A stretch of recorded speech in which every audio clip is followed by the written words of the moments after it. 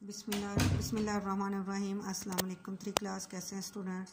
मैं उम्मीद करती हूँ सब ठीक होंगे और अच्छे से अपना काम कर रहे होंगे। चलिए बेटे उर्दू की बुक खोलें।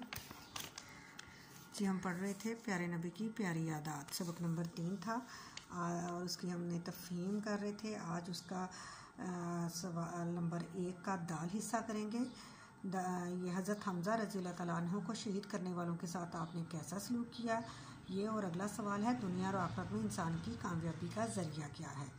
चलें देखते हैं इनके जवाब क्या हैं।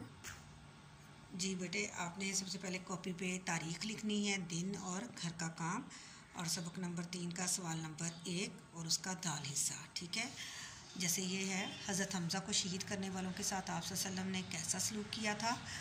जवाब है इसका, आप सल्लल्लाहु अलैहि वसल्लम ने हज़रत हमज़ा को शहीद करने वाले हिंदा और उसके ग़ुलाम वहशी को भी माफ़ कर दिया था।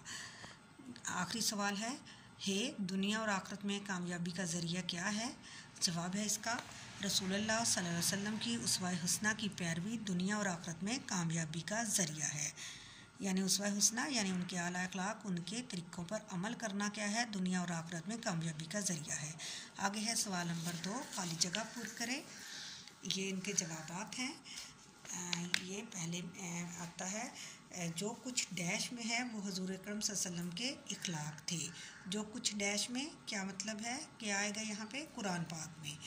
अगला है, मेहमान नवाजी में भी आप सबसे डैश थे, क्या थे, सबसे मुमताज़ थे, यानी आगे थे, या आप आगे भी लिख सकते हैं और मुमताज़ भी लिख सकते हैं।